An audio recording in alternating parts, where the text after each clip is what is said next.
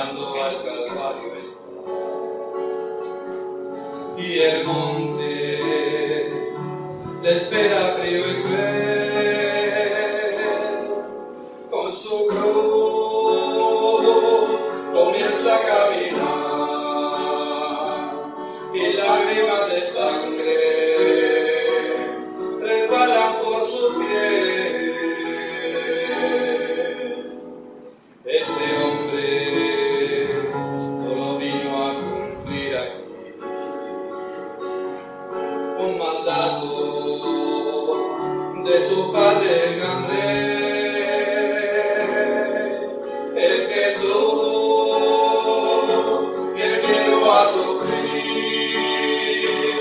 quien vino a morir para que podamos vivir. Oh Señor, escucha el ruido atroz del látigo feroz que castiga tu cuerpo sin piedad, y tu marcha más lenta se hace aún, pues agotado está por el castigo tan tenaz.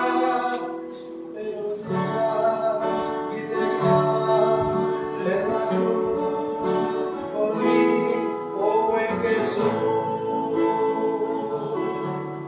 ya los clavos traspasaron sus manos y sus pies, y una lanza en su costado penetró. Ya se acerca el momento de expirar, porque casi sin hablar una frase dice con amor: Padre, perdónalos, Señor, porque ellos no saben lo que hacen, oh mi Dios. Y después, alzando su mirada a la altísima morada, pronuncia un consumado y ya murió el Hijo Redentor, el único Señor que dio todo su amor por salvar al hombre pecador y darnos el perdón, la vida y un nuevo corazón. Muchas gracias, mi Dios, muchas gracias, mi Rey y mi Señor.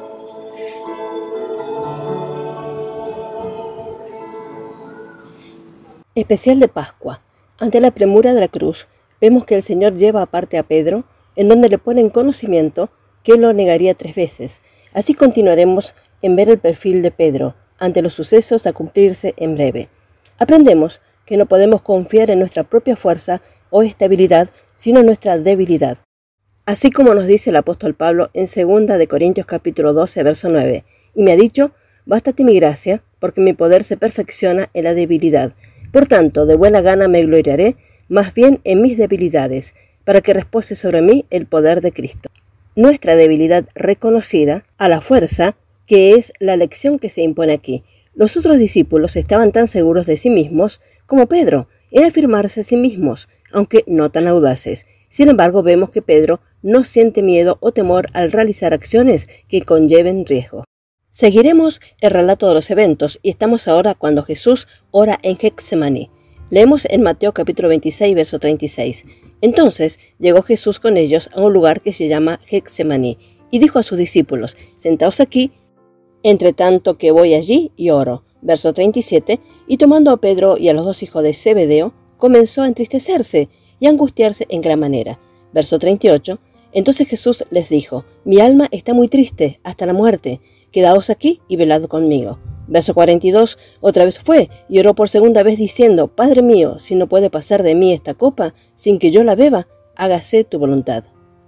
Luego viene el misterioso sufrimiento y dolor de Getsemaní. Y sin embargo, no es un misterio cuando tenemos algún conocimiento de la redención. Aquí se nos da una mirada por qué es solo eso.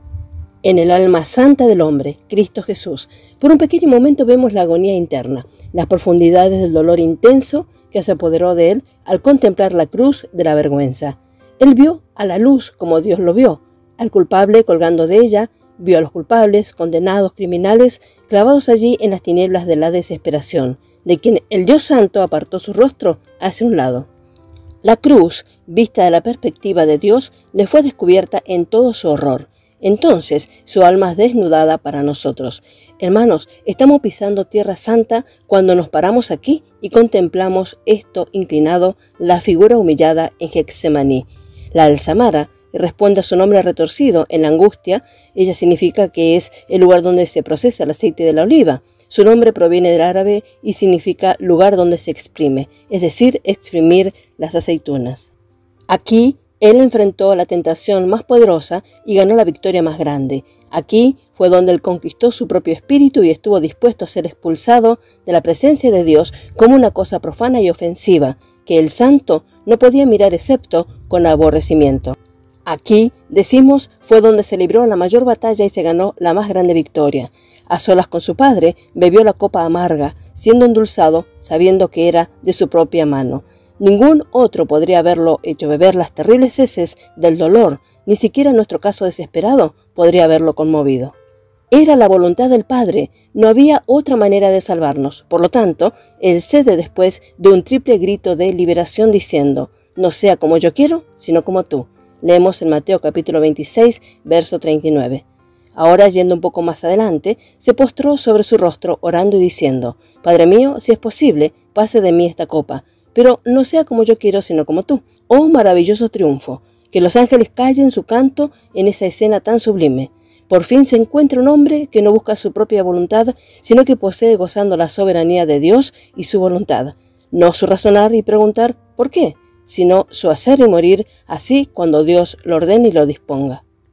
Dejó atrás a 8 de los 11 apóstoles en las afueras del jardín y se llevó más adelante a Pedro, Santiago y Juan. Ahora les ordena a estos que también se queden mientras él va más lejos solo, el capitán y líder de la familia de la fe. Pueden compartir su vigilancia si así lo desean, pero no pueden compartir su dolor. Y seguramente aquí nosotros tenemos diferentes rangos también de creyentes destacados. Algunos van con Cristo hasta el jardín, en alguna medida entrando en su dolor y comprendiendo su sacrificio, mientras hay otros que solo pasan un poco más adentro. Sin embargo, otros, la mayor compañía de todos, no entran en alguna medida en el significado del Getsemaní. La mayoría de los discípulos de Cristo ni siquiera estaban presentes en ese momento. Leemos en Mateo capítulo 26, verso 40. Vino luego a sus discípulos y los halló durmiendo, y dijo a Pedro, ¿así que no habéis podido velar conmigo una hora? No velaron ni una pequeña hora con el Maestro, y no debemos maravillarnos cuando incluso estos elegidos se vuelven somnolientos e indiferentes en el momento crucial.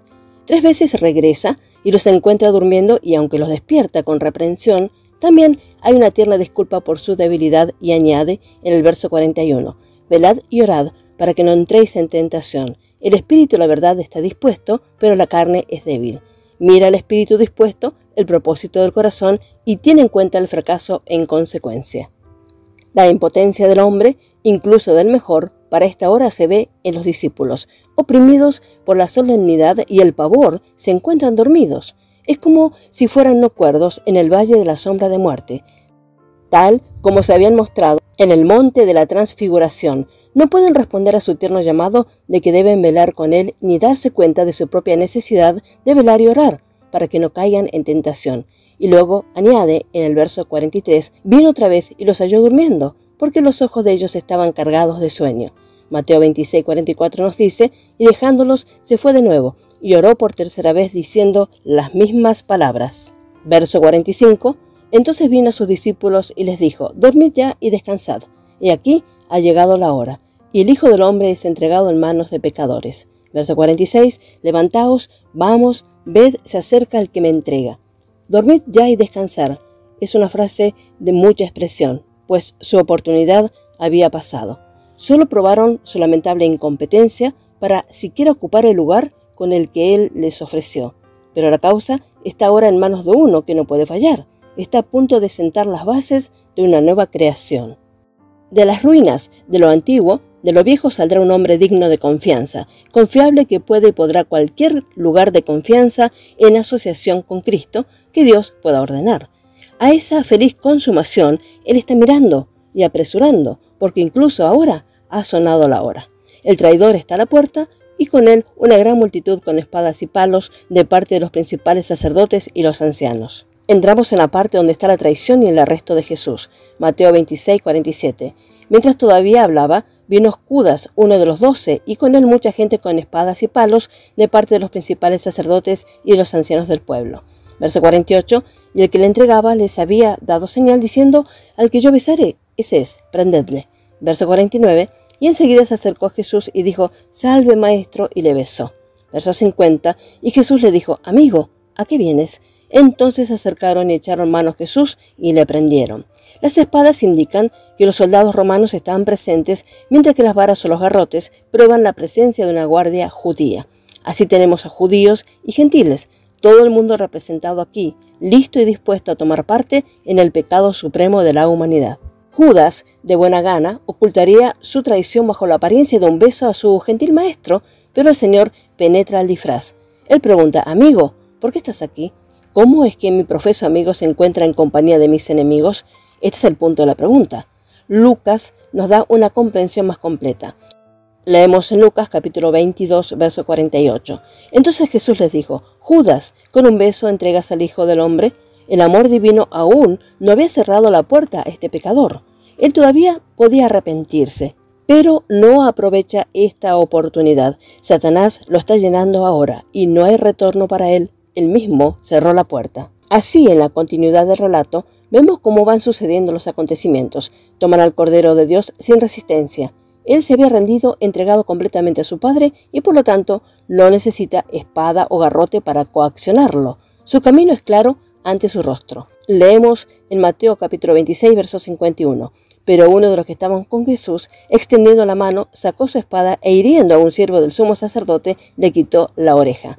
Verso 52. Entonces Jesús le dijo: vuelve tu espada a su lugar, porque todos los que tomen espada a espada perecerán. Pedro, de buena gana, resistiría y lucharía por él, que debía ser conducido como un cordero a los trasquiladores, sin una palabra de protesta o rechazo. Pedro había malinterpretado las palabras del Señor, tomándolas literalmente como a ir a comprar una espada. Leemos en Lucas capítulo 22, verso 36, y él les dijo: pues ahora el que tiene bolsa tómela y también el alforja, y el que no tiene espada venda su capa y compre una. El Señor hablaba de la hostilidad del mundo en que él los dejaba.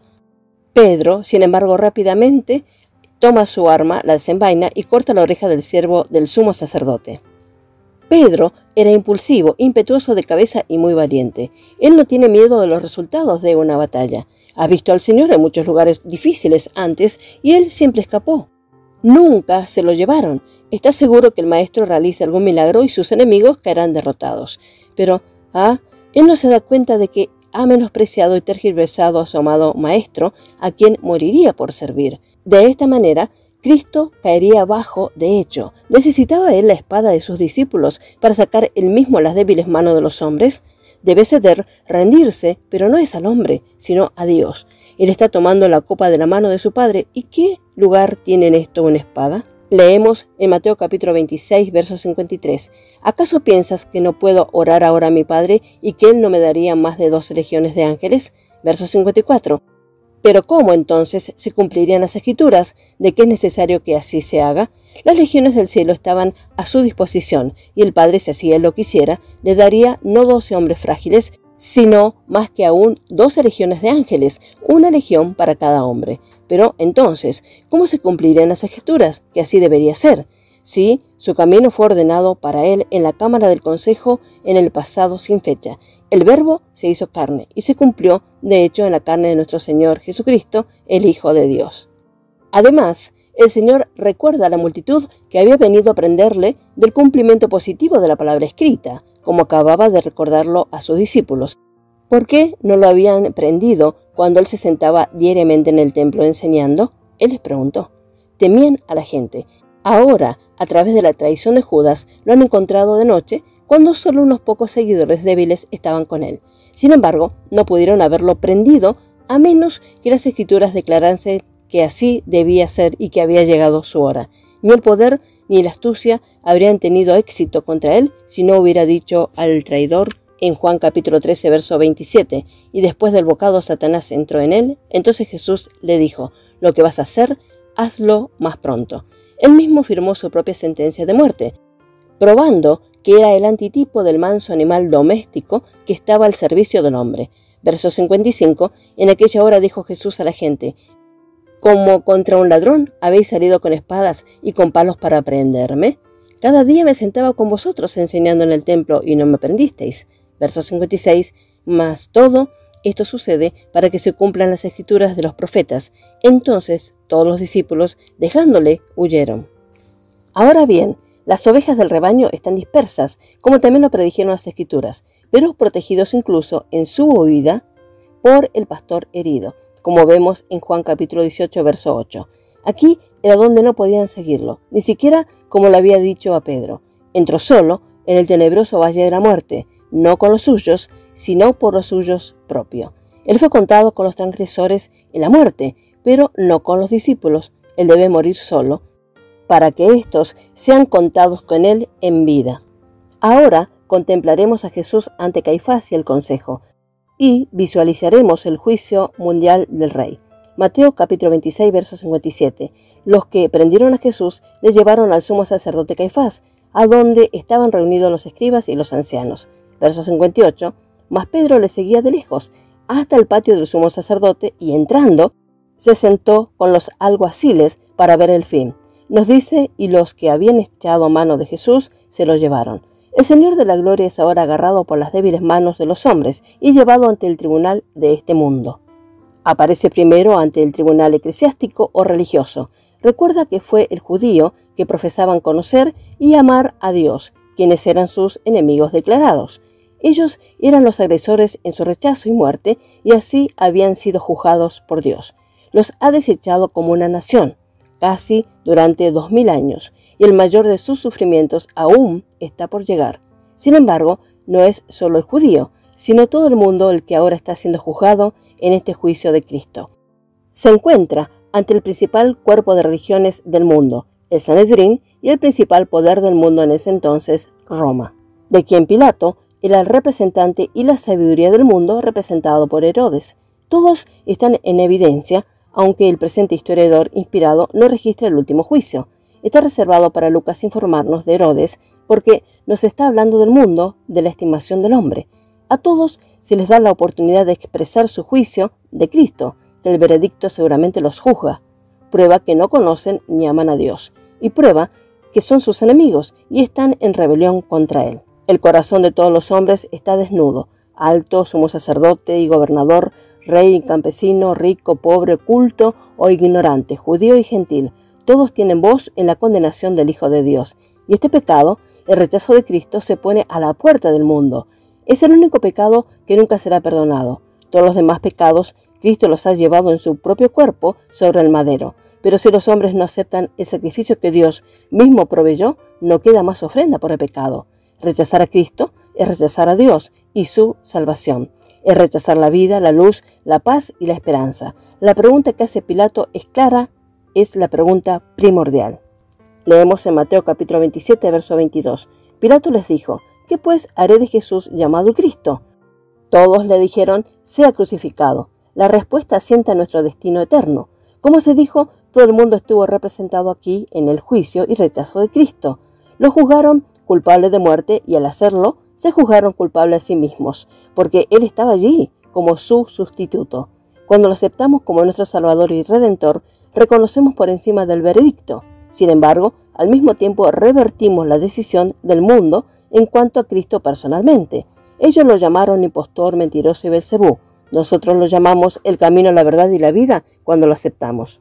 Leemos en Mateo capítulo 26, verso 59. Y los principales sacerdotes y los ancianos y todo el concilio buscaban falso testimonio contra Jesús para entregarle a la muerte. Verso 60. Y no lo hallaron, aunque muchos testigos falsos se presentaban. Pero al fin vinieron 2 testigos falsos. Verso 61. Que dijeron: Este dijo, puedo derribar el templo de Dios y en 3 días reedificarlo. Estamos ahora ante el tribunal religioso. La acusación especial que los judíos hicieron contra Cristo es que se hizo a sí mismo hijo de Dios, aunque también consiguieron falsos testigos que juraron los dichos de que Jesús dijo cuando él decía que podía destruir el templo y reedificarlo en 3 días. El Evangelio de Juan registra lo que él había dicho. Leemos en Juan capítulo 2, verso 19. Respondió Jesús y les dijo: Destruid este templo y en 3 días lo levantaré. O como dicen otras versiones: Destruid este templo y en 3 días lo resucitaré. Él se estaba refiriendo a su propio cuerpo, que era la verdadera morada de Dios, pero sin embargo hay un sentido en el que también se refería al templo que fue luego destruido. Este fue destruido en el asedio de Tito en el año 70-71 después de Cristo, pero que sin duda será levantado en el tercer día dispensacional. Pedro nos dice que un día para el Señor es como 1000 años, en 2 de Pedro capítulo 3, verso 8. Por lo tanto, el tercer día en que el templo de Jerusalén debe ser reedificado está cerca. Leemos en Oseas capítulo 6, verso 2, refiriéndose a la restauración de Israel: Dentro de 2 días nos dará vida. En el tercer día nos resucitará y viviremos delante de él. La audaz afirmación anterior es solo una acusación secundaria. La verdadera manzana de la discordia era como ellos mismos declararon. En Juan capítulo 19, verso 7, los judíos le respondieron: Nosotros tenemos una ley y según nuestra ley debe morir, porque se hizo a sí mismo hijo de Dios. Este era el problema, aunque nunca lo enfrentaron. Claro que no, la Escritura los había silenciado. David en espíritu ciertamente también lo llama Señor. Esto es que no pudieron ellos negar a Cristo cuando él mismo dijo en capítulo 22, verso 46, y nadie le podía responder palabra ni osó alguno desde aquel día preguntarle más. Entonces no tenían respuesta, ahora no tienen ninguna. Lo harían y no buscaban respuesta, porque temían el asunto, aunque probablemente no lo admitieran ni siquiera ante ellos mismos. Prefirieron fingir ignorancia. Jesús se mantuvo firme en el terreno de su deidad y no aceptaría a nadie más. Él no tendría el reino bajo cualquier otro término, porque eso sería ceder a Satanás y admitir los reclamos de la vieja creación. Es solo como el Hijo de Dios que él aceptará el lugar como Rey de Israel. Falsos los testigos pueden ir y venir. Se niega a declararse de un modo u otro que fuercen el real asunto. En Mateo 26, 59 leemos: Y los principales sacerdotes y los ancianos y todo el concilio buscaban falso testimonio contra Jesús para entregarle a la muerte. Verso 60, y no lo hallaron, aunque muchos testigos falsos se presentaban, pero al fin vinieron 2 testigos falsos. Verso 61, que dijeron: Este dijo, puedo derribar el templo de Dios y en 3 días reedificarlo. Verso 62, y levantándose el sumo sacerdote le dijo: ¿No respondes nada? ¿Qué testifican esto contra ti? Verso 63, mas Jesús callaba. Entonces el sumo sacerdote le dijo: Te conjuro por el Dios viviente que nos digas si eres tú, el Cristo, el Hijo de Dios. Verso 64, Jesús le dijo: Tú lo has dicho. Y además os digo que desde ahora veréis al Hijo del Hombre sentado a la diestra del poder de Dios y viniendo en las nubes del cielo.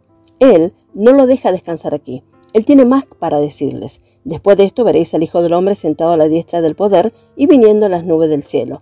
Toda una era y el comienzo de la próxima en estas pocas palabras. Él está en este momento sentado a la diestra de la majestad en las alturas, como intercesor y representante de los hombres. Pero más tarde Él se levanta y se hace visible, viniendo en las nubes del cielo, con gran poder y gloria. Así Él se vengará de sus enemigos y luego reinará sobre el mundo. De esta manera lanza su desafiante reto, aunque todavía está en manos de ellos, aparentemente indefenso como un cordero en medio de lobos. Pueden amontonar sobre él más indignidades y él debe pacientemente soportarlos, porque todavía es su hora y el poder de las tinieblas. Cuánta solemnidad hallamos en estas escenas, cuánta gratitud debe despertar en cada uno de nosotros. En verdad, podemos expresar gracias a Dios por su don inefable. El Señor bendiga grandemente su palabra. Amén.